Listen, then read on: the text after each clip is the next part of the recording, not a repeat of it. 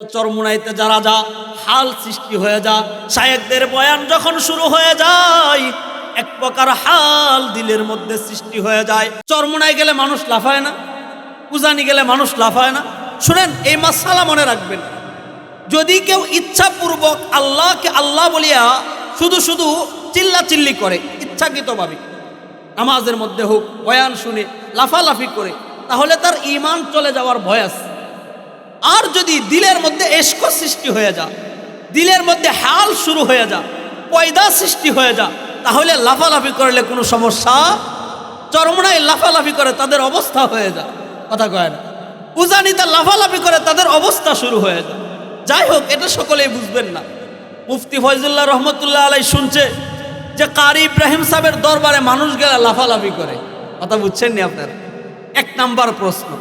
দুই নাম্বার প্রশ্ন মুফতি ফয়জুল্লাহ রহমতুল্লাহ আলাইয়ের মনে, যে উজানিতে মানুষ গেলে মানুষ লাফালাফি করে, এক নাম্বার প্রশ্ন। দুই নাম্বার, কারি ইব্রাহিম সাহেব রহমতুল্লাহ আলাই অনেক জমিনের মালিক ছিল, অনেক জমির, প্রায় 200 কানি জমির মালিক ছিল তৎকালীন। সুবহানাল্লাহ। কত কানি জমির মালিক ছিল? 200 কানি জমির মালিক ছিল।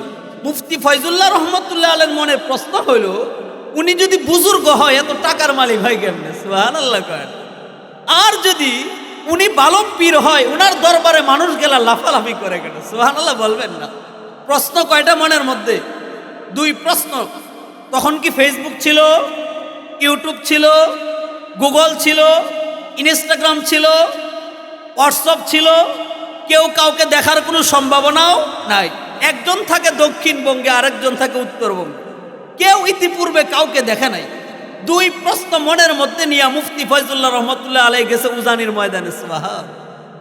উজানির ময়দানে গিয়া মুফতি কারি ইব্রাহিম সাহেব রহমতুল্লাহ আলাই তখন রসুন লাগাইতেছিল ক্ষেতের মধ্যে।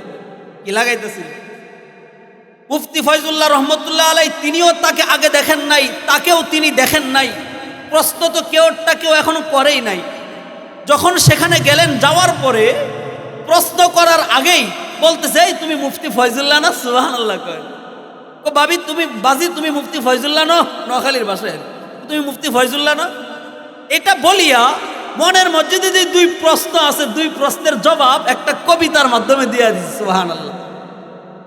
এবার মুফতি ফয়জুল্লাহ সাহেব সেখানে যাওয়ার পরে কারি ইব্রাহিম সাহেব দাঁড়াইয়া বলেন, নমি গুয়াম কে আজ দুনিয়া জুদাবাস, বহর কারি কে বাসি বা খুদা দিওয়ানা বাস। সুবহানাল্লাহ। কয় না? নমি গুয়াম কে আজ দুনিয়া জুদাবাস, বহর কারি কে বাসি বা খুদা দিওয়ানা বাস। বলেন না আল্লাহু আকবার? আরো জোরে আওয়াজ করিয়া বলেন না আল্লাহু আকবার? আল্লাহর নামকে উপরে উঠান। আরে মুসলমান যদি আল্লাহর নামকে উপরে উঠাইতে শুরু হয়, আল্লাহ বলেন আমিও মুসলমানদেরকে পূর্বের মতো ইতিহাস এবং ঐতিহ্য নসিব করিয়া দিব। এবার মুফতি ফয়জুল্লাহ সাহেবের কাছে যাওয়ার পর, ওনার কাছে যাওয়ার পর মুফতি ফয়জুল্লাহ সাহেব এখনো প্রশ্ন করেন নাই। মনের মধ্যে প্রশ্ন ছিল কয়টা? এক নাম্বার প্রশ্ন, আপনার দরবারে যখন মানুষ যায়, আপনার দরবারে মানুষ কেন লাফালাফি করে? দুই নাম্বার প্রশ্ন, আপনি যদি খাঁটি বুজুর্গ এবং খাঁটি আলেম হন, আপনি এত জমির মালিক কেমনে হইলেন? এবার মুফতি ফয়জুল্লাহ এখনো প্রশ্ন করেন নাই। কারি ইব্রাহিম সাহেব রহমতুল্লাহ আলাই দাঁড়াইয়া এবার ওই দুনো প্রশ্নের জবাব তিনি মুহূর্তের মধ্যে দিয়া দিছে। আমি যে কবিতা বললাম, কবিতার অর্থ হলো এই। কারি ইব্রাহিম সাহেব বলেন, নমি গুয়াম কে আজ দুনিয়া জুদাবাস, বহর কারি কে বাসি বা খুদা দিওয়ানা বাস। কারি ইব্রাহিম সাহেব বলেন, আল্লাহ বলেন আমি আল্লাহ বলি না। নমি গুয়াম, আমি আল্লাহ বলি না। কে আজ দুনিয়া জুদাবাস, তুমি দুনিয়া ছেড়ে দাও। সুবহানাল্লাহ। কয় না? আমি আল্লাহ বলি না, তুমি দুনিয়া ছেড়ে দাও। তো মালিক আপনি কি বলেন? আল্লাহ বলেন বহর কারে কে বাসি বা খুদা দিওয়ানা বাস। সুবহানাল্লাহ। কয় না? আল্লাহ বলেন আমি মালিক বলি না, তুমি দুনিয়াকে লাথি মাইরা ফালাইয়া দাও। রব আপনি কি বলেন? আমি বলি তুমি ডাক্তার হও। হারচে খাহি বাসলে কিন আন্দু কে দিওয়ানা বাস, বা মোহাম্মদ হুসে বাসি খুদা দিওয়ানা বাস। সুবহানাল্লাহ কয় না? আপনার যা মনে চায় আপনি তা হন। আপনি বিদেশ যাবেন, বিদেশ যান, কোনো সমস্যা নাই। আপনার ছেলেকে ইঞ্জিনিয়ার বানান, কোনো সমস্যা নাই। ডক্টর বানান, কোনো সমস্যা নাই। আপনার যা মনে চায় আপনি তা হন। তবে আমি মালিক চাই, মাঝে মাঝে আমি আল্লাহকে নিয়ে একটু আধটু পাগলামি করি। সুবহানাল্লাহ। তাহলে দুনিয়া বিমুখতা, দুনিয়াকে অর্জন করা গুনাহের কিছু না। লেকিন আপনি যত বড় ডক্টর হয়ে যান, আজান দিলে মসজিদে চলে যান, কথা কয় না? আপনি যত বড় এমপি মন্ত্রী বহুত কিছু হয়ে যান, যখন আল্লাহ পাক রব্বুল আলামিন আজানের মাধ্যমে ডাক দেয়, সাথে সাথে মসজিদে হাজিরা গিয়া বলবেন, মালিক আমার দুনিয়ার সব কিছুকে আমি লাথি মারলাম, শুধুমাত্র আমি আপনার মহাব্বতে মসজিদে হাজিরা দিয়া দিলাম। সুবহানাল্লাহ কয় না? এবার মুফতি ফয়জুল্লাহর মনে দুই প্রশ্ন ছিল। এক প্রশ্ন লাফালাফি কেন করে, আর এক প্রশ্ন হইল আপনি এত টাকার মালিক কেমনে হন? প্রশ্ন করার আগেই যিনি জবাব দিয়া দেয় তিনি সাধারণ কোনো বুজুর্গ না, তিনি কামেল বুজুর্গ, কথা ঠিক কিনা? মেরে মুহতারাম ভাই, অনেকে হক্কানি পীরদেরকে নিয়ে বাজে মন্তব্য করেন, এই কাজ করবেন না। নবীজি বলেন, যেই ব্যক্তি আল্লাহ পাক হাদিসে কুদসিতে ফরমান, আমি কোন দয়াল বন্ড বাবার কথা ভান্ডারি সান্ডারি বলতেছি না, আহলে ইলম, আহলে কোরআন যারা হক্কানি পীর বলেন, যেই ব্যক্তি আমার বন্ধু এবং আমার ওলি দুস্তুদের সাথে যারা শত্রুতা পোষণ করেন, আমি আল্লাহ পাক তাদের বিরুদ্ধে যুদ্ধ ঘোষণা করলাম। নাউজুবিল্লাহ কয় না? এই জন্য দেখবেন হাল যদি শুরু হয়ে যায়, চরমুনাইতে যারা যা হাল সৃষ্টি হয়ে যায়, শায়েখদের বয়ান যখন শুরু হয়ে যায়, এক প্রকার হাল দিলের মধ্যে সৃষ্টি হয়ে যায়। হাল ছাড়া যদি নিজের থেকে চিল্লাচিল্লি হয়, এটাকে শরীয়ত কোনোদিন সমর্থ করবে না, কথা ঠিক কিনা? তো যাই হোক, এবার প্রশ্ন ছিল দুইটা। এবার দুই প্রশ্নের জবাব যখন মুফতি ফয়জুল্লাহ পেয়ে যায়, এবার মুফতি ফয়জুল্লাহ সাহেব নিজেই তিনি এবার লাফালাফি শুরু করে দিয়ে। সুবহানাল্লাহ। শুধু তাই না মেরে মুহতারাম ভাই, একবার সুবহানাল্লাহ বললে কেমন দাম আমি বলি। গত পরশু দিন করলাম হযরতে বেলাল, সুবহানাল্লাহর মধ্যে কি মজা। আরে বান্দা যখন একবার বলে সুবহান, সুবহান মানে অর্থ কি জানেননি আপনারা? সুবহান অর্থ হইল পাক, পবিত্র। সুবহান শব্দের অর্থ কি? আওয়াজ করে বলেন না, সুবহানের অর্থ কি? সুবহান মানে পাক, সুবহানাল্লাহ মানে আল্লাহ পাক। আরে বান্দা হইল না পাক পানির সৃষ্ট হইয়া যখন মালিককে বলে, মালিক তুমি পাক, আল্লাহর দয়া সৃষ্টি হয়। সুবহানাল্লাহ কয় না? আল্লাহ বলে, আরে তুই নি আমাকে পবিত্রতার সার্টিফিকেট দিলি, তুই নি আমারে পবিত্রতার ঘোষণা দিলি, যা তুই আমাকে পবিত্র বলার সাথে সাথে আমি আল্লাহ পাক তোমাদেরকে পবিত্র বানায়া দিলাম। এরপরে বান্দা যখন বলে আলহামদুলিল্লাহ, আলহামদুলিল্লাহ, আলহামদুলিল্লাহ মানে প্রশংসা কার? সমস্ত প্রশংসা কার? ছেলে বিদেশ পাঠাইলেন এই জন্য প্রশংসা কার? মেয়েকে বিয়ে দিতে পারলেন এই জন্য প্রশংসা কার? আল্লাহর নামটা জুড়ে বলেন না, প্রশংসা কার? সব কিছুর ক্ষেত্রে যখন প্রশংসা মালিকের করবেন, আল্লাহ বলেন হামিদানি আব্দি ওয়া আব্দুকা, আরে বান্দা তুই আমার পবিত্রতা, তুই আমার প্রশংসা করলি, আমি আল্লাহ পাক খুশি হয়ে তোমাকে আমি দুনিয়ার মধ্যে প্রশংসিত বানায়া দিলাম। এরপরে বান্দা আবার বলে আল্লাহু আকবার, আল্লাহু আকবার। জিকিরের অর্থটা একটু খেয়াল করেন না। আল্লাহু আকবার অর্থ হইল আকবার ওয়া আলা কুল্লি শাই, আল্লাহ পাক তুমি সব চাইতে মহান, তুমি আমার ব্যবসার চাইতে মহান, তুমি আমার বিবি থেকে মহান, তুমি আমার রাজনীতি থেকে মহান, দুনিয়ার মধ্যে যা কিছু হয় সব কিছুর চাইতে বড় কে? আওয়াজ করে বলেন না কে? সুবহান। এই খেয়াল নিয়ে জিকির করবেন, দেখবেন অল্প ডাকবেন, অল্প অল্প। হযরতে বেলালের কথা বলি, বেলালকে উমাইয়া বিন খলফ পিটা দেয়, পিটা কেমন মার দেয়, মরুভূমিতে শোয়াইয়া বুকের উপর যখন পাথর চাপা দেওয়া হয়, বেলাল আল্লাহর নাম ছাড়ে না। সুবহানাল্লাহ কয় না? বেলাল রে যত জোরে মার দেয় বেলাল তত জোরে বলে আল্লাহ। বলেন না একটু আল্লাহ? আরে আপনার আল্লাহ যদি বেলালের আল্লাহর সাথে মিলে যায়, ময়দানে মাহশরে বেলাল যেই জান্নাতের অধিকারী হয়, আল্লাহ পাক এই মজলিসের মানুষগুলাকে সেই জান্নাতের মেহমান বানায়া দিবে। হযরত বেলালকে আবু বকর সিদ্দিক বলে, ভাই আস্তে আস্তে জিকির করো, এত জোরে জিকির করার কি প্রয়োজন?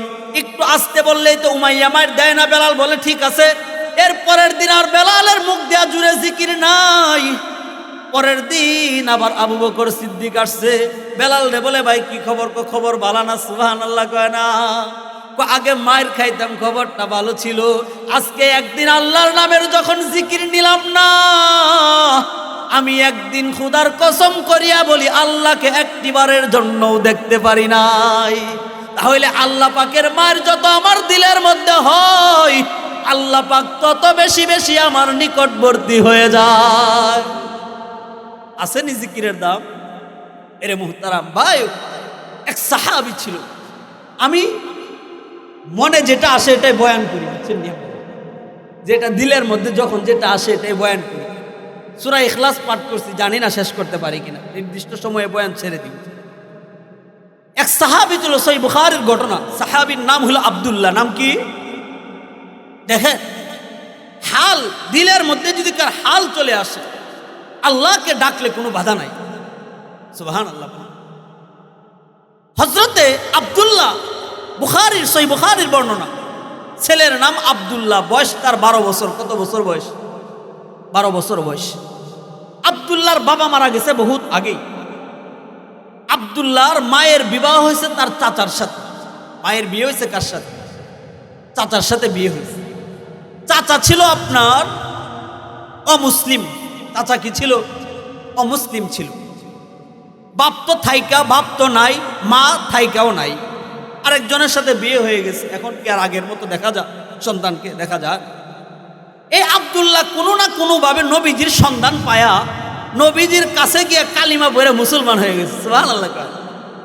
বুঝবেন, দেখেন, আল্লাহর জন্য আপনি যতটুকু দিবেন আল্লাহ আপনাকে কম দিবে না, বেশি দিবে। আল্লাহকে যতটুকু কম দিবেন ততটুকু আপনি আল্লাহর রহমত থেকে দূরে চলে যাবেন।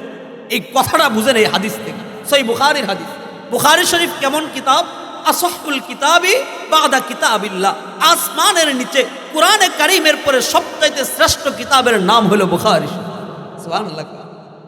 এই বুখারী শরীফের মধ্যে হাদিস আসছে, এই আব্দুল্লাহ ঈমান আনার পরে তার চাচা জেনে গেছে। সংক্ষিপ্ত আকারে বলি, চাচাও জেনে গেছে, মাও জেনে গেছে। মা তো মা কিছু বলে না।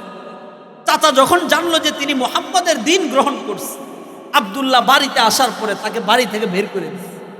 বাড়ি থেকে বের করার পরে শুধু বের করছে তাই না, উলঙ্গ করে বের করছে। দ্বীন ইসলামটা কিভাবে আসছে আমাদের? বাপদাদার ধর্ম ইসলাম পাইছেন, গুরুত্ব দেন না। বাপদাদার ধর্ম পাইছেন, মূল্যায়ন করেন না। বাপও মুসলমান, আপনিও মুসলমান, নামাজ নাই, রোজা নাই, হজ নাই, যাকাত নাই, ইসলামকে কায়েম করার কোনো চেষ্টা নাই। চেরচারায় মরার পরে জান্নাতে যাবেন, এত সোজা? এত সোজা না জান্নাত বাবা। কিছু ত্যাগ দিতে হবে, কুরবানি দিতে হবে। আব্দুল্লাহকে উলঙ্গ করে বের করে দিছে।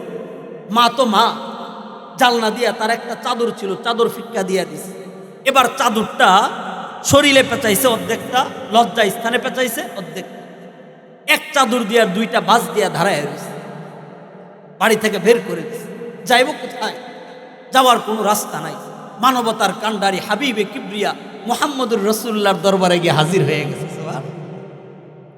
নবীজি তো নবীজি, মানবতার দূত, মানবতার সম্রাট।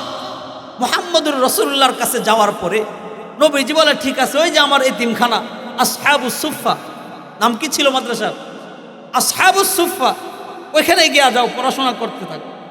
সাহাবী আব্দুল্লাহ সেখানে যাও, পড়াশোনা করে রাত্রে এসে নবীজির দরবারে বসে থাকে। আর কিছুক্ষণ পরে পরে আল্লাহ বলিয়া ডাক দিচ্ছে। দিল থেকে আওয়াজ করে আল্লাহ আল্লাহ। হযরতে উমর নবীজিরে বলে, ইয়া রাসূলুল্লাহ, আব্দুল্লাহ তো চিল্লা চিল্লি করে, কিছু কর না আপনি? উমর, শোনো, তুমি তোমার মতো থাকো, আব্দুল্লাহরে কিছু কইও না। সুবহানাল্লাহ। তাহলে চিল্লা চিল্লি করা, হালত সৃষ্টি হওয়া সহিহ বুখারীর মাধ্যমে পাইলেন নি আপনারা? হাদিসের মাধ্যমে প্রমাণিত হইল নি? মাঝে মাঝে চিল্লা চিল্লি করে, এটা হইতে পারে, এটা অসাধ্য কিছু না। এটা মন্তব্য করা যাবে না। অনেকে চরমোনাইকে নিয়ে মন্তব্য করেন, উজানিকে নিয়ে মন্তব্য করেন। ভাই, তিনি যে হালতে গেছে আপনি সেখানে যান না, সে অবস্থায় আপনি যান, কথা কয়, সে অবস্থায় আপনি যান না, দেখেন দিলের হালতটা কি হয়। সব জিনিস বোঝানো যায় না। আমি যদি আপনাকে সারা রাত মিষ্টির বয়ান করি, মিষ্টি এমন এমন এমন, কিন্তু সেই মিষ্টি খাইছে না এই পর্যন্ত, বুঝবো নি মিষ্টিটা কি? বয়ান করলাম না মিষ্টির বিষয়ে, একটা কথাও বললাম না, মূর্খ মানুষ মিষ্টি ডাইরেক্ট খায়া ফেলছে। তাইলে যে ব্যক্তি 10 বছর মিষ্টির উপর ডক্টরেট করলো, তিনি জানে মিষ্টি কেমন, নাকি যে মিষ্টি খাইলো তিনি জানে মিষ্টি কেমন? কথা কর না। যারা করে চরমনাইওয়ালারা সহ যারা আছেন করেন, তাদের হালত আছে, যদি হয়ে থাকে আলহামদুলিল্লাহ। শুধু শুধু তাদের বিরুদ্ধে কথা বলে সমালোচনা করে নিজের জবান নষ্ট করার কোনো দরকার আছে? কোনো দরকার নেই। তো আব্দুল্লাহ মাঝে মাঝে চিল্লায় উঠে, আল্লাহ বলিয়া চিল্লান দিয়ে উঠে। হযরতে উমরকে বলছে তুমি কিছু বইল না। মেরে মুহতারাম ভাই, ভিউটা দেখেন সাহাবায়ে কেরামের ভিউ কেমন। আল্লাহ পাক রব্বুল আলামিন বলে, আব্দুল্লাহ তুমি আমার জন্য কুরবানি দিলা, আমার দ্বীনের জন্য যে যত বেশি কুরবানি দেই আমি আল্লাহ তাকে তত বেশি পুরস্কার দিব। সুবহানাল্লাহ। দেখেন না মেরে মুহতারাম ভাই, আব্দুল্লাহর হঠাৎ করে জ্বর আসছে, শরীরে কি আসছে? আব্দুল্লাহকে তার বাবা ইসলাম গ্রহণ করার কারণে চাচা বাড়ি থেকে বের করে দেয়, মা বাড়ি থেকে বের করে দেয়। সহিহ বুখারীর বর্ণনা। আব্দুল্লাহ এবার যখন দু জাহানের বাদশা হাবিবে কিবরিয়ার দরবারে চলে যায়, হাবিবে কিবরিয়া বলে আসহাবুস সুফায় চলে যাও, এখানে বসিয়া বসিয়া জিকির করে, মাঝে মাঝে আওয়াজ করে আল্লাহ।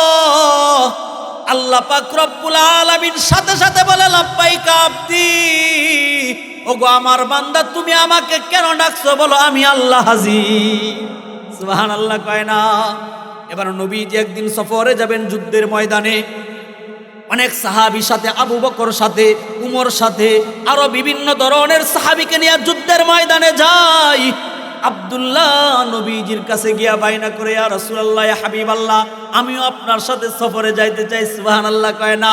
আরে আব্দুল্লাহ যখন বাইনা করে, ইয়া রাসূলুল্লাহ, আমিও আপনার সাথে যুদ্ধে যেতে চাই, নবীজি বলেন চলো। নবীজির একটা গুণ ছিল, গোটা দুনিয়ার মধ্যে যত হাদিস পড়াই নবীজি জীবনে একবারের জন্যও কোন উম্মতকে না শব্দ বলেন নাই। হাই হাই হাই, কি কথা মনে পড়া যায়, সহিহ বুখারীর বর্ণনা। নবীজিকে এক বৃদ্ধ মহিলা একটা শাল হাদিয়া দিছে। কেমন শানওয়ালা নবী, কেমন শানওয়ালা রসুল, কেমন মানওয়ালা রসুল আল্লাহ পাক আমাদেরকে দিছে। শাল বুঝেননি? শাল। এক বৃদ্ধ মহিলা নবীজিকে একটি শাল হাদিয়া দেয়। নবীজি শাল শরীরে এভাবে পেঁচাইছে, পেঁচায়া বসছে। বসার পরে হযরতে উমর পাশে বসা। উমর বলে, মা আহসানা ইয়া রাসূলুল্লাহ, সুবহানাল্লাহ, বিউটিফুল ইয়া রাসূলুল্লাহ, অনেক চমৎকার লাগতেছে। এই কথা বলার পর হায় হায়, নবীজি তো এমন সুন্দরের সুন্দর, গোটা দুনিয়াকে আল্লাহ পাক 1 ভাগ সৌন্দর্য দিয়া বানায়, আর বাকি 99 ভাগ সৌন্দর্য দিয়া তার মুহাম্মদকে বানায়। নবীজির সৌন্দর্য নিয়ে বয়ান আজকে দেওয়ার কোনো সুযোগ নাই। নবীজি যখন শাল গাই দিয়া বসে যায়, এবার সাহাবায়ে কেরামের চোখের শীতল হয়। হঠাৎ এক সাহাবী পাশ থেকে বলে, ইয়া রাসূলুল্লাহ, আমার শালটা খুব পছন্দ হয়েছে, দিয়া দেন না। সুবহানাল্লাহ কয় না। আয় হায়, সাহাবী যখন তার কাছে শাল চাই, উমর চোখ বড় বড় করে তাকায়, বেটা এত সুন্দর লাগতেছে নবীকে, আর তুমি নবীর শাল বুঝি চাও? সাহাবী মনে মনে বলেন, চোখ বড় করিয়া কোনো লাভ নাই, আমার যেইটা কামানোর কাম আমি কামাইয়া নেই, তোমার চোখ বড় বড় করো আর আমাকে তলোয়ার দিয়ে আঘাত করো, এটার কোনো পরোয়া করি না। নবীজির কাছে চাই, ইয়া রাসূলুল্লাহ, শালটা দিয়া দেন না। নবীজি সাথে সাথে শাল দিয়া দেন। সুবহানাল্লাহ কয় না। এবার সাহাবীকে বলে, কিরে বেটা, নবীর কাছে কেন চাইলা? আরে তোমরা মারো আর কাটো, যা মনে চাই তা করো, আমার কোনো পরোয়া নাই। আমার মন বলতেছে আমার কিছুদিন পরে ইন্তেকাল হয়ে যায়, ফেরেশতা যখন প্রশ্ন করবে নাম কি, বাবার নাম কি, নবীর নাম কি, অমুক কি, ধর্ম কি, আমি কোনো প্রশ্নের জবাব দিব না। আমি দু জাহানের চাদরটা দেখাইয়া বলবো, দেখ এটা কার। সুবহানাল্লাহ বলে না, দেখো না এটা কার চাদর। ফেরেশতা যখন দেখবে দু জাহানের বাদশার ফ্লেভার পাওয়া যায়, ওই দু জাহানের বাদশার ফ্লেভার যখন পায়, ওই কবরের ফেরেশতা আর কোনো প্রশ্ন করবে না, বিনা হিসাবে জান্নাত দিয়া দিবে। আর আওয়াজ করে বলেন না সুবহানাল্লাহ। নেহি দু জাহাঁ মে মিসালে মুহাম্মদ, জামালে খুদা হাই কমালে মুহাম্মদ, हमारा मोहम्मद है सबसे बेहतर, नहीं कोई पैगंबर उनकी बराबर। बोलें ना अल्लाहु अकबर। আরো জোরে আওয়াজ করে বলেন না আল্লাহু আকবার। ও মেরে মুহতারাম ভাই, বলতেছিলাম নবীজি কোনদিন না করেন না। এবার সাহাবী আব্দুল্লাহ বলে, ইয়া রাসূলুল্লাহ, আপনার সাথে আমি সফরে যেতে চাই। নবীজি বলে, বাজান চলো আব্দুল্লাহ চলো। এবার আব্দুল্লাহকে নিয়ে নবীজি যুদ্ধের ময়দানে যায়। কিছু মাইল যাওয়ার পরে হঠাৎ করিয়া যুদ্ধ বিরতি দিছে, সফরের বিরতি দিছে। সফরের বিরতি যখন হয়, হঠাৎ করিয়া ওই আব্দুল্লাহ সাহাবীর শরীরে জ্বর চলে আসছে। কথা বুঝছেন নি আপনারা? সাহাবীর নাম কি, ছেলেটার নাম কি? দেখেন বিউটা কি। আপনি যতটুকু দিবেন মালিককে, মালিক কি করবে ততটুকুই আপনাকে দিবে। আব্দুল্লাহকে আল্লাহ বলে, আরে তুমি আমার দ্বীনের জন্য ঘর ছাড়ছো, আমার দ্বীনের জন্য জেল খাটছো। দেখো না আমি, আরে উলামায়ে কেরাম জেল খাটে এত কিছুর পর, তারপরে আবার বয়ান করে। তারা একটা ভিউ পাইছে, একটা মজা পেয়ে গেছে। সুবহানাল্লাহ। এত জুলুম, এত নির্যাতন, এত অন্ধকার, এত বিচ্ছিন্নতা, সব কিছুর পরেও আবার দ্বীনের কথা বলে এমনি এমনি। নাকি দিলের মধ্যে একটা মজা পাওয়া গেছে, একটা মজা পাওয়া গেছে দিলের মধ্যে। এবার আব্দুল্লাহ সাহাবী হঠাৎ জ্বর আসছে। আবু বকর বলে, ইয়া রাসূলুল্লাহ, ছেলেটার গায়ে প্রচুর জ্বর আসছে। আরবের জ্বর কেমন হয়েছে এই বুখারীতে অন্য বর্ণনা আসছে। হযরত বেলালের যখন জ্বর আসে বলে, আল্লাহ এই জ্বর আর সহ্য হয় না মালিক, আপনার কাছে আমাকে নিয়ে যান। এত কঠিন তাপ ছিল জ্বরের। আমাদের বাংলাদেশের জ্বরটা সাধারণ একটা রোগ। আমি যখন হিন্দুস্তানে ছিলাম তখনও দেখছি সেখানের জ্বর স্বাভাবিক ভালো হইতে থাকে। আরব দেশের জ্বর যারা থাকে খবর নিবেন, সেখানে জ্বর রোগটা স্বাভাবিক রোগ না, প্রচন্ড কঠিনতম একটা রোগ। যাই হোক মেরে মুহতারাম ভাই, আবু বকর বলে, ইয়া রাসূলুল্লাহ, আব্দুল্লাহর জ্বর আসছে। নবীজি গেলেন সাথে সাথে। সুবহান। নবীজি গিয়া গায়ে হাত দিয়া বুঝলেন মনে হয় আর বাঁচবে না। সুবহানাল্লাহ বলবেন। আল্লাহ বলে, আরে আব্দুল্লাহ, তুমি আমার জন্য কি দিলা? তুমি আমার জন্য এত কুরবানি দিলা। এবার চাইয়া চাইয়া দেখো আমি তোমাকে কি দেই। সুবহানাল্লাহ কয় না? আরে বলে, আব্দুল্লাহ, তুমি আমার জন্য তোমার লঙ্গি খুললা, আমার জন্য তুমি তোমাকে বিবস্ত্র করলা। আমি আল্লাহ দু জাহানের মাধ্যমে তোমার শুশ্রূষার ব্যবস্থা করিয়া দিলাম। দেখেন না, আব্দুল্লাহর জ্বর হয়ে যায়। নবীজি বুঝলেন বাঁচবে না। এবার নবীজি ঘরে যায়, কামরায় যায়। কামরার গিয়া নবীজি নিজের একটা জামা নিয়ে, নিজের একটা চাদর নিয়ে আবু বকরকে বলে, আবু বকর, এই চাদর নিয়ে তার গায়ে পেঁচায়া দাও। সুবহানাল্লাহ কয় না? ওই যে দ্বীনের জন্য তুমি লঙ্গি খুলছিলা, দ্বীনের জন্য তুমি তোমার চাদর সরাইলা, আমি আল্লাহ দু জাহানের বাদশা রাহমাতুল লিল আলামিনের চাদর তোমার গায়ে জড়াইয়া দিলাম। দ্বীনের জন্য যতটুকু দিবেন ততটুকু পাবেন। এবার ওই সাহাবীর জ্বর আস্তে আস্তে জ্বর বেড়ে যায়। সাহাবীর জ্বর আস্তে আস্তে বেড়ে যায়। নবীজি এবার নিচে কান, নবীজি ওই সাহাবীর মাথা মুবারককে নবীজির রানের উপরে শুয়াইয়া দেয়। আরে আল্লাহ বলে, তুমি আমার দ্বীনের জন্য ঘর ছাড়লা, বাড়ি ছাড়লা, আমি আল্লাহ পাক রব্বুল আলামিন তোমার মাথা মুবারককে রাহমাতুল লিল আলামিনের রানকে তোমার মাথার জন্য বালিশ বানায়া দিলাম। আব্দুল্লাহর ভাগ্যটা কি দেখেন না? এবার আব্দুল্লাহর মাথা দু জাহানের বাদশার রানের উপরে। এবার আব্দুল্লাহ একটু পর নবীজির তাকাই, নবীজির দিকে যখন তাকাইয়া যায়, নবীজির দিকে হাত বাড়াইয়া দেয়। হায় হায়, কেমন কপাল, নুরানি কপালটা দেখেন না? আরে সাধারণত আলেমের কুলে মৃত্যুবরণ করাটাই কত দামি, মদিনায় মৃত্যুবরণ করা কত দামি, কথা কয় না? মক্কায় মৃত্যুবরণ করা কত দামি, আর সাহাবীর আব্দুল্লাহর কপাল, সুবহানাল্লাহ বলে না? সাহাবী আব্দুল্লাহর কপালটা দেখেন না? দু জাহানের বাদশার রানের উপর শুয়া নবীজির দিকে, নবীজির দুই চোখের সাথে চোখের মিলন হয়। আর নবীজিকে বলে, আশহাদু আন্নাকা ইয়া রাসূলুল্লাহ। এবার নবীজির চোখের সাথে চোখের মিলন ঘটাইয়া কালিমা পড়তে পড়তে তিনি শাহাদাত বরণ করে। আরে আল্লাহ বলে, তুই আব্দুল্লাহ আমার জন্য ঘর ছাড়লি, আমার জন্য বাড়ি ছাড়লি, আর আমি তোমাকে কি পরিমাণ দেই? একটু মনোযোগ সহকারে খেয়াল করেন। এবার আব্দুল্লাহর ইন্তেকাল হয়ে যা। আব্দুল্লাহর ইন্তেকাল হয়ে যাওয়ার পরে গোসল কে দিবে? বাবা তো নাই, চাচা তো থেকেও নাই, মা তো থেকেও নাই। আরে বাবা নাই তাতে কি আল্লাহ বলেন তুমি না আমার জন্য ঘর ছাড়লা? এবার আবু বকর এবং উমরে ফারুক, আবু বকর আর উমরে ফারুক তাকে গোসল দিয়া দেয়। এবার নবীজি বলেন, আবু বকর যখন গোসল দিয়া তাকে রাখছে, জানাজা কে পড়বে? সুবহানাল্লাহ কয় না। আরে তার তো বাবা আগেই নাই, চাচাও তো নাই, জানাজা কে পড়বে? জানাজা কে পড়বে? হাবিবে কিবরিয়া বলে, আরে আব্দুল্লাহর কেউ নাই তাতে কি হয়েছে? নবীজি মাত্র কয়েকজন সাহাবীর জানাজা পড়েন। এবার আব্দুল্লাহকে যখন সামনে খাটিয়ার মধ্যে রাখা হয়, মুহাম্মদুর রাসূলুল্লাহর কাফনে কাপড়টা কি হয়? ওই যে নবীজির চাদর দিয়া কাফনের কাপড় পেঁচাইয়া এবার দু জাহানের বাদশা আব্দুল্লাহর জানাজার ইমামতি করেন। সুবহানাল্লাহ। দেখেন, বললা তুমি আমার জন্য ঘর ছাড়লা, আমি মুহাম্মদের কুলের মধ্যে তোমার মৃত্যু ঘটাইলাম। তুমি আমার জন্য লঙ্গি খুললা, আমি আল্লাহ পাক বিনিময়ে মুহাম্মদের চাদরকে তোমার গায়ে জড়াইয়া দিলাম। সুবহানাল্লাহ বলে না, মুহাম্মদের চাদর তোমার গায়ে জড়াইয়া দিলাম। আরে তুমি আমার দ্বীনের জন্য সব কিছু ত্যাগ করিয়া দিলা, আমি আল্লাহ পাক রব্বুল আলামিন তোমার জানাজার ইমাম মুহাম্মদুর রাসূলুল্লাহকে বানায়া দিলাম। এবার লাশ বহন করার পালা আসছে। এক পাকে আবু বকর ধরে, আরেক পাশে উমর ধরে, আরেক পাশে আবু যর গিফারি ধরে, আর সামনের কাতারে হাবিবে মুহাম্মদুর রাসূলুল্লাহ তার লাশ বহন করে। আমার দ্বীনের জন্য দিলা। আরে শুধু তাই না, শুধু তাই না, সহিহ বুখারীর বর্ণনা, লাশ নামানোর পালা যখন আসছে কবরে, বাবার লাশ নিয়ে সন্তান নামে, সন্তানের জন্য বাবা নামে, না হয় কোনো আত্মীয় নামে। আব্দুল্লাহর বাবা তো আগেও নাই, চাচা থেকেও নাই, আত্মীয় স্বজন নাই, তার লাশ নিয়ে কবরে কে নামবে? ও টেনশনের কোনো কারণ নাই। দু জাহানের বাদশা আয়েশা বলে, আব্দুল্লাহর লাশটা আমার কুলের মধ্যে উঠাইয়া দাও। এবার হাবিবে কিবরিয়া তার লাশ নিয়ে কবরের মধ্যে নামছে। সুবহানাল্লাহ।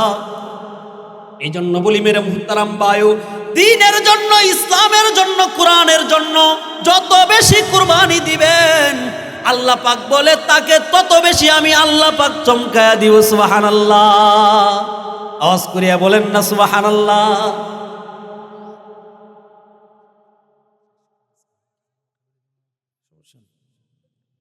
তাহলে ভিউটা কি বুঝলেন? ভিউটা কি বুঝলেন? যে যে যতটুকু বেশি কুরবানি দিবে, যে যতটুকু বেশি দ্বীনের জন্য কুরবানি দিবে, আল্লাহ পাক রব্বুল আলামিন তাকে তত বেশি কি করবেন? উপরে উঠায় দেবেন। মেরে মুহতারাম ভাই, আমি আপনাদের সামনে একটা সূরা পড়ছি না, একটা হাদিস পড়ছি, এটার তরজমাটা শুনবেন ইনশাআল্লাহ।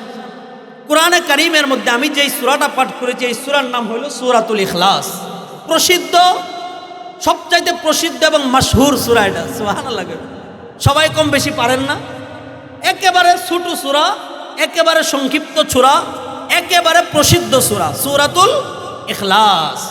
এই সূরাতুল ইখলাস কেমন সূরা, এই সূরা সম্পর্কে আমি তিনটা কথা বলবো। কয়টা কথা? এক নাম্বার, এই সূরাটা কেন নাজিল হয়েছে? প্রত্যেকটা জিনিস নাজিল হওয়ার একটা প্রেক্ষাপট থাকে। কোরআনে কারীমের যত আয়াত আছে, অবতীর্ণ হওয়ার একটা প্রেক্ষাপট আছে। আরবিতে এটাকে বলা হয় শানে নুজুল। আর হাদিস অবতীর্ণ হওয়ার যে প্রেক্ষাপট বা ঘটনা, এটাকে বলা হয় শানে উরুদ। অর্থাৎ হাদিস বর্ণনার প্রেক্ষাপট অথবা কোরআনে কারীমের আয়াত বর্ণনার প্রেক্ষাপট বা ঘটনা। তাই এক নাম্বার, এই সূরা কেন নাজিল হইল এটার প্রেক্ষাপট বলবো। দুই নাম্বার, এই সূরার তরজমা বলবো। তিন নাম্বার, এই সূরার 9টা ফজিলত বলবো। কয়টা ফজিলত? শুধু শুনবেন না আমল করবেন? আমল না করলে শোনাবো না। কারা কারা আমল করবেন হাত উঠায় দেখান তো আল্লাহ। আমি কসম করিয়া বলি, আমার কাফারা দিতে হবে না। আল্লাহর বিশ্বাস নিয়া আমি যে আমলটা দিব, আমল যদি করতে পারেন 1 বছরের মধ্যে বড়লোক হয়ে যাবে। বড়লোক তো সবাই হইতে চায়, কথা কয় না, কথা বুঝছেননি? বড়লোক হয়ে যাবেন 1 বছর আমল করে। কোরআন এমন এক বিষয় যার মধ্যে সব সমস্যার সমাধান আছে। আমল করেন না, পান না, আমল করেন, পাইবেন ইনশাআল্লাহ। তাহলে কয়টা কথা বলবো সূরা ইখলাস নিয়া? কয়টা কথা? 3টা কথা। এবার আসেন শানে নুজুল বা প্রেক্ষাপটটা কি, মনে রাখবেন। এদিক সেদিক জেহান ঘুরাইলে ভুলে দেবেন। এই শানে নুজুল হলো এই, মুহাম্মদুর রাসূলুল্লাহ মক্কাতুল মুকাররমায় 13 বছর ইসলামের দাওয়াত দিছে। কত বছর? দাওয়াত দিতে গিয়ে কি পরিমাণ কষ্ট করছে সহিহ বুখারীর বর্ণনা। নবীজি বলেন, আম্মাজান আয়েশা বলেন, 3 বছর নবীজিকে বিনা অপরাধে গিরিপথ বা জেলখানায় আটকায় রাখছিল। অপরাধে না বিনা অপরাধে? তাহলে বিনা অপরাধে জেলখানার ইতিহাস কি বর্তমান থেকে শুরু না অতীত থেকেই ছিল? আগেও ছিল, এখনো আছে, কিয়ামত পর্যন্ত থাকবে, এটা নতুন কিছু না। এটা এই 3 বছরের মধ্যে আম্মাজান আয়েশা বলেন যে মুহাম্মদুর রাসূলুল্লাহকে নিয়ে আমরা 3 বছর এখানে ছিলাম। যখন পায়খানা করতাম আমাদের পায়খানা বকরির লেদার মতো বের হইত। মানে কি? মানে হলো 3 বছর গাছের পাতা খায়া সময় পার করছে। আল্লাহ। 13 বছর মক্কা ইসলামের দাওয়াত দিলেন। আবু জাহেলের বাহিনী একবার চাচা আবু তালেবের কাছে গেছে। চাচা আবু তালেবের কাছে গিয়া বলল, এই মুহাম্মদ শুনো, তুমি আর ইসলামের দাওয়াত দিও না। 1 নাম্বার অপশন, 1 নাম্বার কি প্রস্তাব দিছে? ইসলামের দাওয়াত দেওয়া যাবে। নবীজি মাইনা নিছিলেন। নবীজি বলে প্রশ্নই আসে না, দাওয়াত দিব না তো পরের কথা, প্রশ্নই আসে না, বরং তুমি বলার কারণে আমি দাওয়াতের গতি আরো বাড়াইয়া দিলাম। সুবহানাল্লাহ। দেখে মুহাম্মদের দাওয়াত থেমে না, মুহাম্মদ থামা যায় না। মনে রাখবেন, কুরআন নূর, মুহাম্মদ নূর, কোরআনের ওয়ালারা নূর, এরা কখনো থেমে যায় না। ইসলাম ছিল, এখনো ইসলাম আছে, কিয়ামত পর্যন্ত ইসলাম থাকবে। কথা ঠিক কিনা? ইসলামকে থামানো যায় না। দেখেন না, থামানো যায় না। যারা থামাইতে যায় আল্লাহ পাক তাদেরকে থামায় দেয়। কথা কয় না? যারা স্তব্ধ করতে যায় আল্লাহ পাক তাদেরকে স্তব্ধ করে দেয়। যারা নিবাইতে যায় তারা নিবে যায়, যারা ফু দেয় তাদের ঠুট পুড়ে যায়। সুবহানাল্লাহ। এটা ইসলামের নিদর্শন। ইউরিদুনা লিইউতফিউ নূরাল্লাহ বিআফওয়াহিহিম ওয়াল্লাহু মুতিম্মু নূরিহি ওয়ালাউ কারিহাল কাফিরুন। এটা নূর, এই নূরে যে ফু দিবে তার ঠুট পুড়ে যাবে। কোরআনের কিছু হবে না, কোরআন ওয়ালার কিছু হবে না। যাই হোক মেরে মুহতারাম ভাই, 1 নাম্বার প্রস্তাব, মুহাম্মদ তুমি দাওয়াত দিও না। মুহাম্মদ বলে মানা যাবে না। কিছুদিন পর আবার আবু জাহেলের বাহিনী আয়েশা, 2 নাম্বার প্রস্তাব, মুহাম্মদ শুনো, তুমি ইসলামের দাওয়াত দেও, তুমি ইসলামের দাওয়াত দেও, লেকিন আমাদের বাপদাদাদের বিরুদ্ধে কিছু করো না। কথা বুঝছেন? 1 নাম্বার প্রস্তাব দাওয়াত দেওয়া যাবে। 2 নাম্বার প্রস্তাব, মুহাম্মদকে তো কোনোভাবেই থামানো যায় না। ঠিক আছে মুহাম্মদ বাতিজা, তুমি তোমার দ্বীনের দাওয়াত দাও, তুমি তোমার ইসলামের দাওয়াত দাও, লেকিন আমি লাত উজ্জা এবং যেই সমস্ত পাতা আগুন অগ্নি পূজা করি যাদের, আমার দেব দেবীদের বিরুদ্ধে কিছু বলিও না। ঠিক সেম আবু জাহেল মার্কা কথা। দুনিয়ার মধ্যে এখনো বহুত মানুষ আছে যে হুজুর আপনি জুমার বয়ানে বৈশা, মসজিদে বৈশা, ওয়াজ মাহফিলে বৈশা আসমানের উপরের আলোচনা করেন, জমিনের নিচের আলোচনা করেন, লেকিন আমার নেতা নেত্রীর বিরুদ্ধে করেন না। কথা কয়, কথা কন না কেন আপনারা?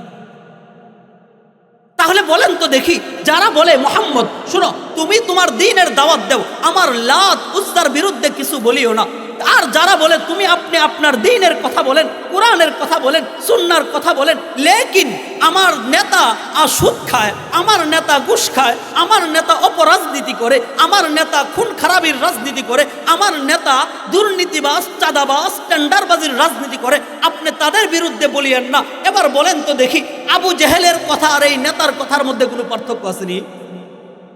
কোনো পার্থক্য নাই। আরে ভাই, সঠিক বলতে গেলে কারো না কারো ব্যাপারে লাগবে। আমাকে বলে হুজুর, কত পরশু দিনের ঘটনা, হুজুর আপনি অমুকের কারো বিরুদ্ধে কিছু করেন না এখানে। আর আমি বললাম যে বয়ানটা যদি আমি শুরু করি, শুরুতেই তো বলবো আউযুবিল্লাহি মিনাশ শাইতানির, কার বিরুদ্ধে বললাম বলেন তো দেখি?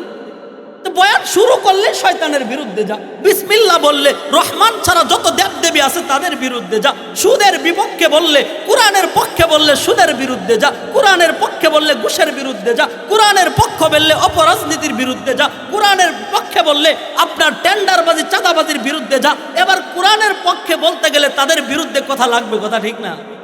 সুবহানাল্লাহ। স্বাভাবিক বিষয় না এটা? সঠিক বলবেন আর বেঠিকের বিরুদ্ধে লাগবে না। আপনার লাগে আপনি কাজটা বাদ দিয়ে দেন। সুবহানাল্লাহ। আপনার খারাপ লাগে আপনি বাদ দিয়ে দেন। আপনি অমুক তমুকের বিরোধিতা করেন কেন লাগে? কথা কয় না। আপনার ভালো লাগে না আপনি কোরআনের এই আয়াতটা কেটে দেন না। আপনার ভালো লাগে না আপনি নবীর এই হাদিস কেটে দেন না। শুধু শুধু আলেমকে কেন আপনি শত্রুতা বানান? তিনি তো কারো পক্ষ অপক্ষ বিপক্ষে বলে না, তিনি সব কিছু কার জন্য করেন?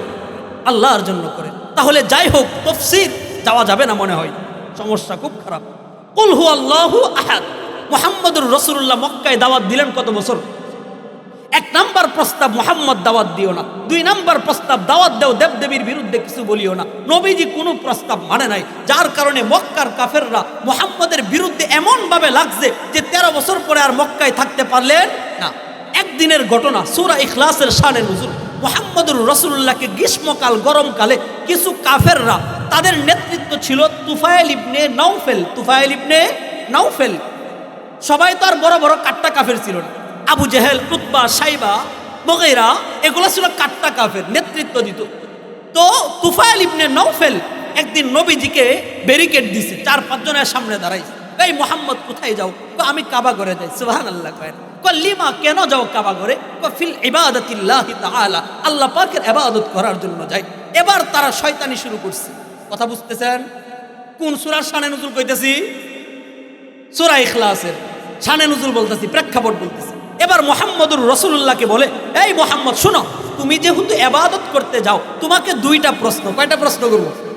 2টা প্রশ্নই এই সূরার শানে নুজুল। 1 নাম্বার প্রশ্ন, আমরা তো লাতের ইবাদত করি, লাতকে আমরা সিমেন্ট দিয়া বানাই, আবার কোনোটাকে স্বর্ণ দিয়া বানাই, কোনোটাকে রূপা দিয়া বানায়া, নিজের দেবকে, নিজের প্রভুকে নিজেই বানায়া, পাছা দিয়া বাঁশ দাঁড় করায়া, এরপরে সমুদ্রে নিয়ে বাসায় দেয়। কথা কয় না?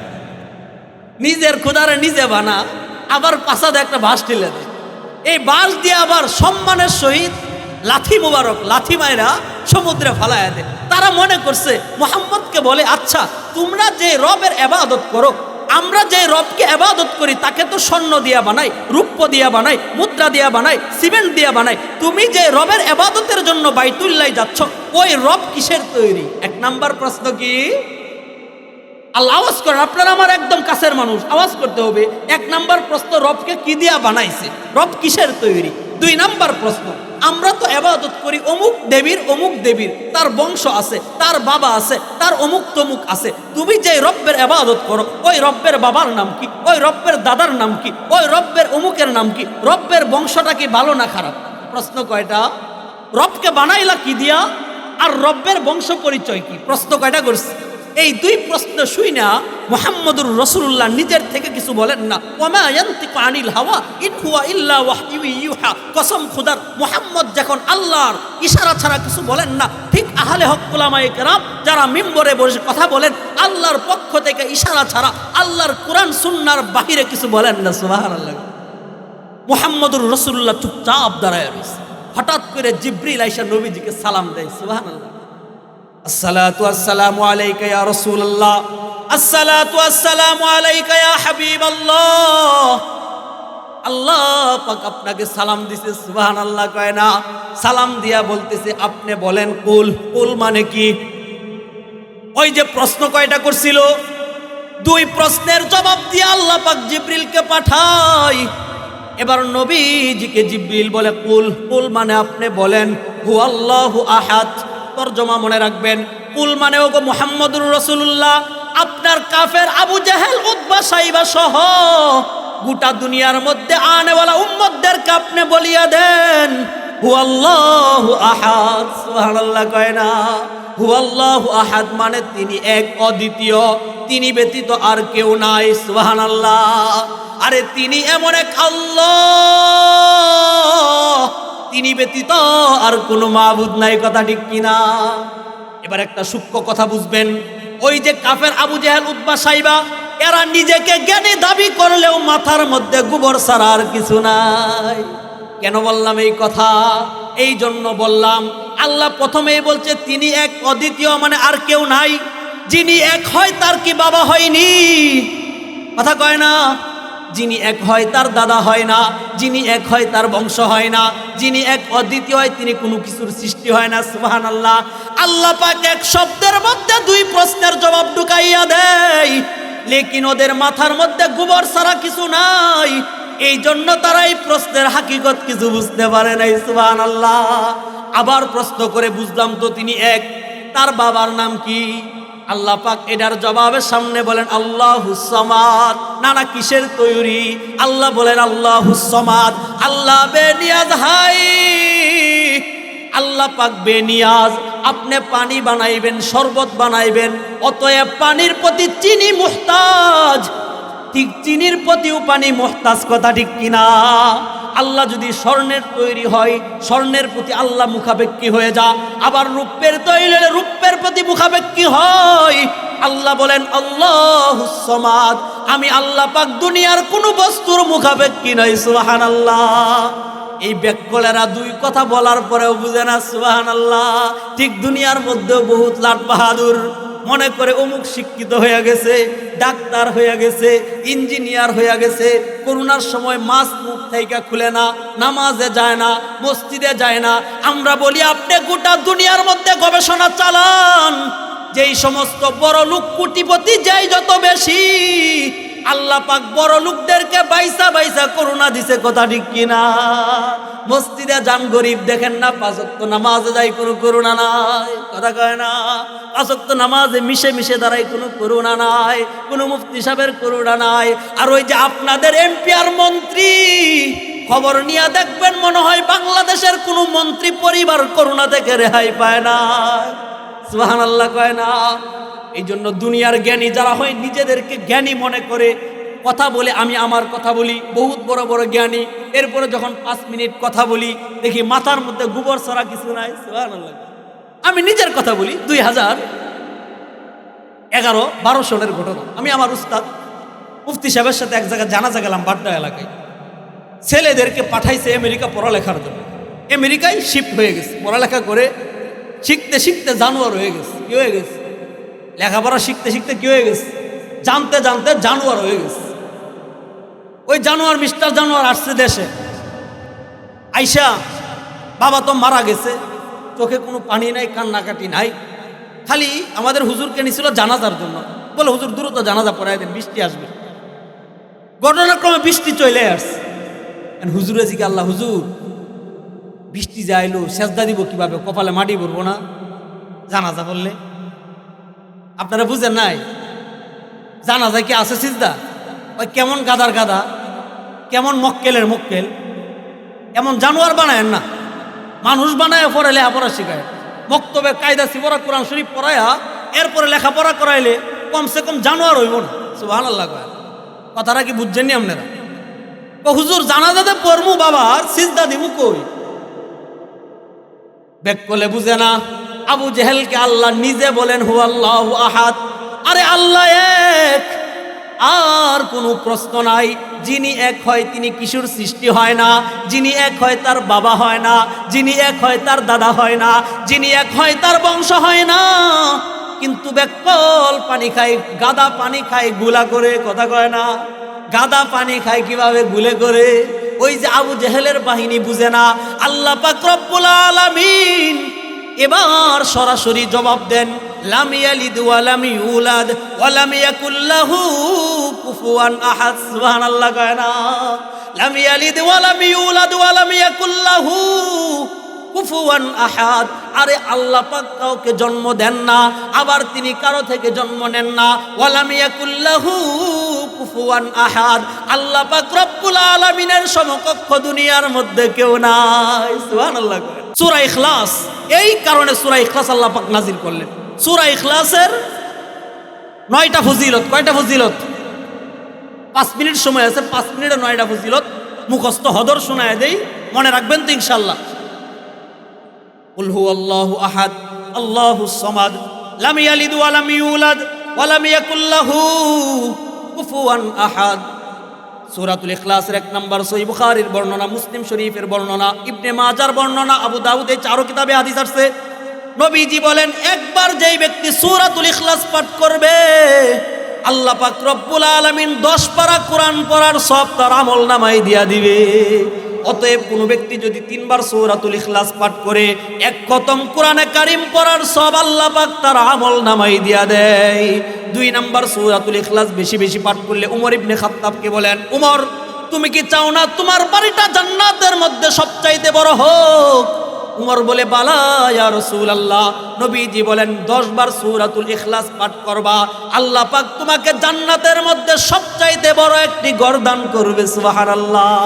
3 নাম্বার ফজিলত সূরাতুল ইখলাস বেশি বেশি পাঠ করলে।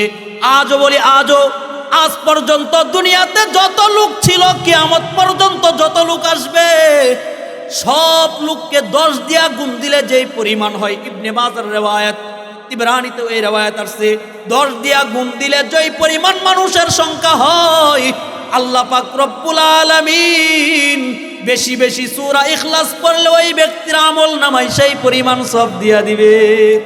4 নাম্বার ফজিলত, নবীজি এক যুদ্ধের ময়দানে যায়, গিয়ে দেখে শত্রু বাহিনী অনুপস্থিত। নবীজি পাহাড়ের চূড়ায় উঠছে। নবীজির নিয়ম ছিল, সহিহ বুখারীর বর্ণনা, কোথাও যুদ্ধে গেলে, যুদ্ধ হোক অথবা না হোক, 3 দিন ওই জায়গা অবস্থান করতো। কয়দিন? নবীজি পাহাড়ের চূড়ায় উঠে হঠাৎ করে জিবরিল 70,000 ফেরেশতার বাহিনী নিয়ে হাজির হয়ে যায়। নবীজি বলে, ব্যাপার কি? আজকে তো কোনো যুদ্ধ নাই, এত সাহাবী কেন? আরে বদরের যুদ্ধে 1000 দিতে চান না, আজকে 70,000 কেন পাঠাইলেন?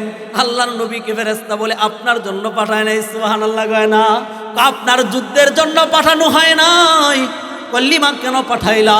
আপনার এক সাহাবীকে রেখে আসছেন, মুআবিয়া ইবনে মুআবিয়া, তার যখন ইন্তেকাল হয়ে যায়, আল্লাহ পাক তার জানাজায় অংশগ্রহণ করার জন্য 70,000 সাহাবী পাঠাইয়া দেয়। কারণটা কি? এত ফজিলতের কারণ কি? আপনার মুআবিয়া যখনই কোনো সুযোগ পায়, ওই সুযোগ পাইলেই তিনি বেশি বেশি সূরাতুল ইখলাস পাঠ করে। কয় নাম্বার গেল এটা? 4 নাম্বার গেল। 5 নাম্বার, নবীজি একদিন বসা, আরো সাহাবায়ে কেরাম পাশে বসা, হঠাৎ করে জিবরিল আমিন হাজির হইয়া যায়। তাফসীর ইবনে কাবীরের বয়ান করি, আল্লামা ফখরুদ্দিন রাজি 9টা ফজিলত হাদিস দ্বারা প্রমাণ করেন।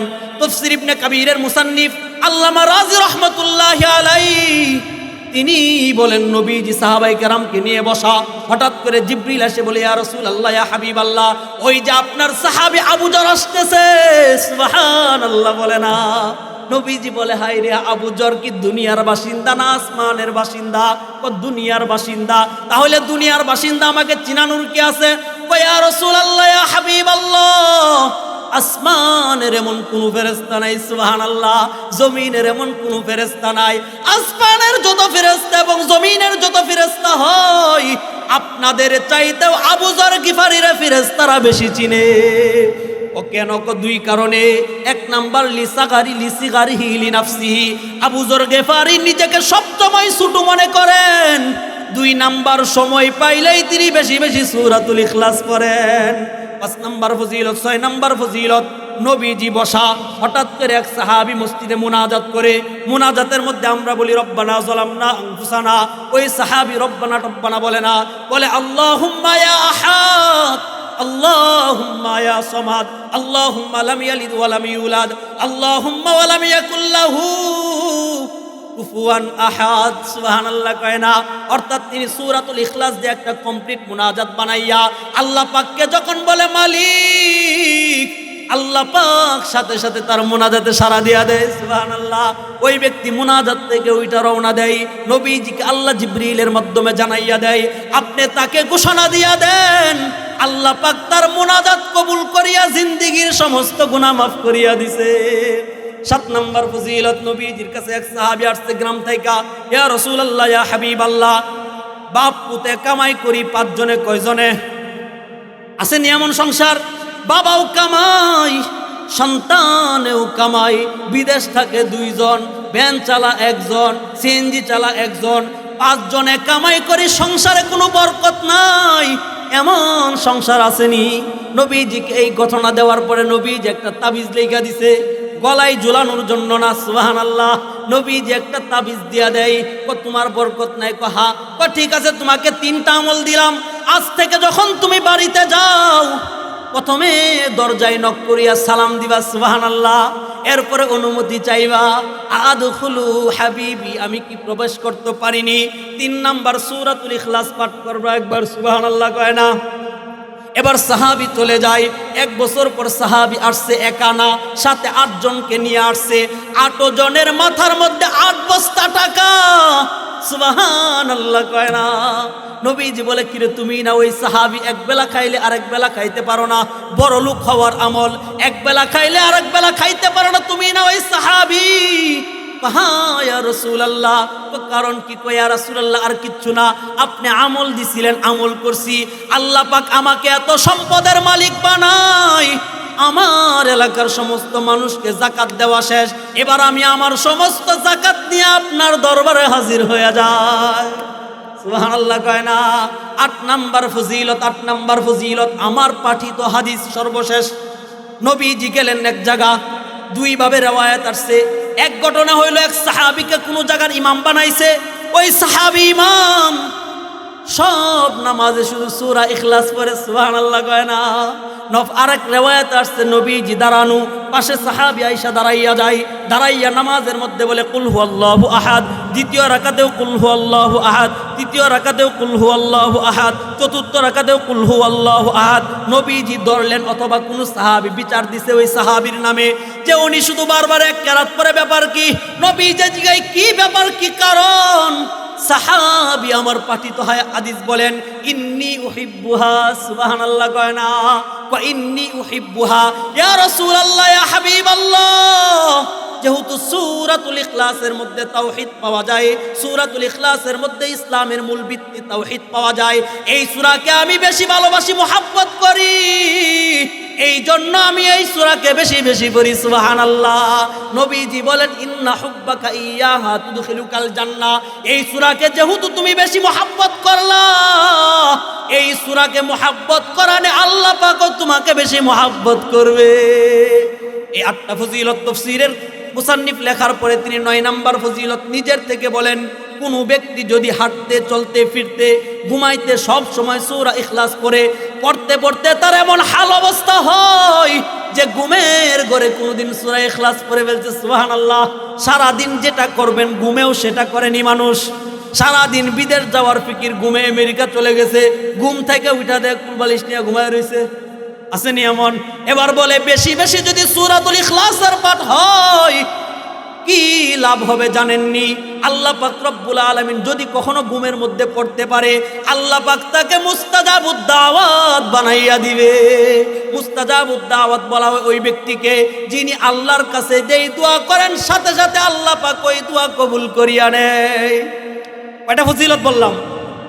8টা ফজিলত। তাফসীর ইবনে কাবীরের মুসান্নিফ আল্লামা ফখরুদ্দিন রাজি রাহমাতুল্লাহি আলাইহি, তিনি কেমন বড় আলেম, এত এলেম তার ভিতরে আসছে। শায়েখের কাছে গেছে মুরিদ হইতে, শায়েখ তোমার এলমে বাতি, এলমে জাহিরি তোমার মধ্যে এত পরিমাণ ঢুকছে, তোমার আর মারেফত দেওয়ার মতন কোনো কিছু নাই, দিলের মধ্যে জায়গা খালি নাই।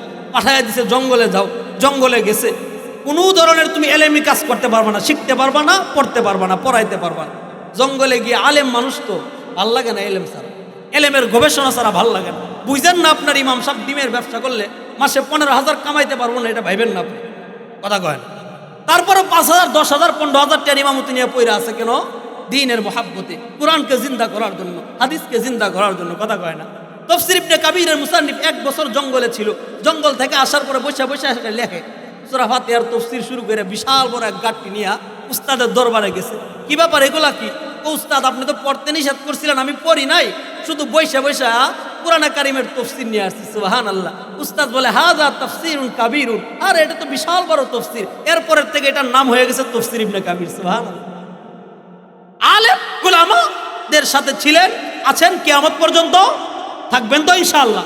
আলেম ছাড়া যত তন্ত্রমন্ত্র আছে, আমি আপনার মেয়েরকে অপারেশন করবেন না করবেন, এটার সমাধান দিলে মানবেন আপনারা?